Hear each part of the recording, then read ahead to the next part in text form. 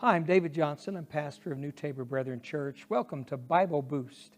Today's subject is God, America's only hope.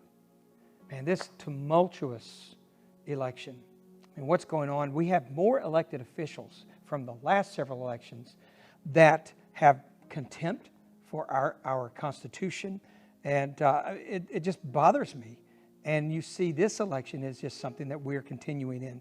When you look at what's on the table, anti-Second Amendment, we have unalienable rights, and one of them is the right to bear arms and to protect and defend ourselves and our property. You have a movement against that. You also have ninth-month abortionists. One guy, it's even here in Texas, that ran for office a couple of years ago. He said, "I am for abortions up to the moment of birth." Yeah, we have these people also. They are pushing paralyzing tax burdens. Some places, 60% of your income is going to go to tax. 60%. You don't get to keep most of what you earn. Anti-police policies, this defund the police movement that is going on.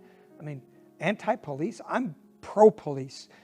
Endorsed violence in our streets, not only violence and looting and burning, but endorsed by a political party. This is what we are facing. And in the face of all this, what does God think? Well, let's see what God thinks. In Isaiah chapter 40, verses 17 through 18.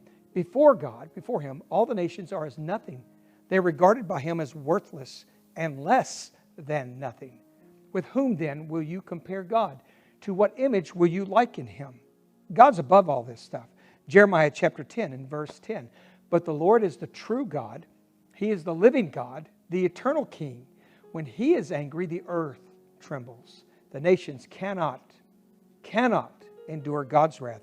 Ezekiel chapter 14 verses 12 through 14 says, "The word of the Lord came to me, Son of man, if a country sins against me by being unfaithful, and I stretch out my hand against it to cut off its food supply and send famine upon it and it kills its people and their animals, even if these three men, Noah, Daniel, and Job, were in it, they could save only themselves by their righteousness, declares the sovereign Lord."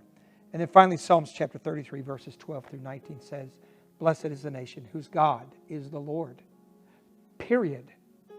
The people He chose for His inheritance. From heaven, the Lord looks down and sees all mankind. He sees this. He's watching. From His dwelling place, He watches all who live on earth.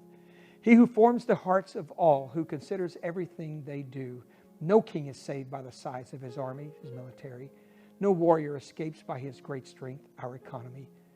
A horse is a vain hope for deliverance. Despite all its great strength, it cannot save. But the eyes of the Lord are on those who fear Him, on those whose hope is in His unfailing love, to deliver them from death and keep them alive in famine. We have no hope but God. He's the only one. Yesterday I was in College Station. Texas A&M played against Arkansas this past Saturday. And the Jets were taken off from the airport. I believe they were F-16s. That's what I think they were from a distance. And when they took off, they went straight up. And Rhonda and Matthew and I were seeing this from a distance. And you could feel the thunder and the roar of these things as they were full throttle going up. And you know, Matthew looked at me and he said, "Boy, I'm glad they're on our side." That won't save us. Our military might, our fierce economy, everything won't save us, only God. And you know what? He is watching. He is not stressed. He's not wringing His hands. And He will act according to our behavior. Every 4 years, we decide our direction. And you have a voice. I want to encourage you to be heard, because Election Day is Tuesday. It's tomorrow. Ben Franklin addressed the Continental Congress, the Constitutional Convention, on June the 28th, 1787. Listen what he said. "In the beginning of the contest with Great Britain, when we were sensible of danger, we had daily prayer in this room for the divine protection. Our prayers, sir, were heard, and they were graciously answered.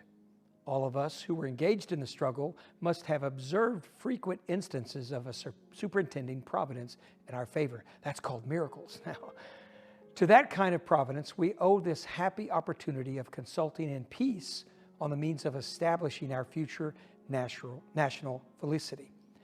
And have we now forgotten that powerful friend? Or do we imagine that we no longer need His assistance? I've lived, sir, a long time, And the longer I live, the more convincing proofs I see of this truth that God governs in the affairs of men. And if a sparrow cannot fall to the ground without his notice, is it probable that an empire can rise without his aid?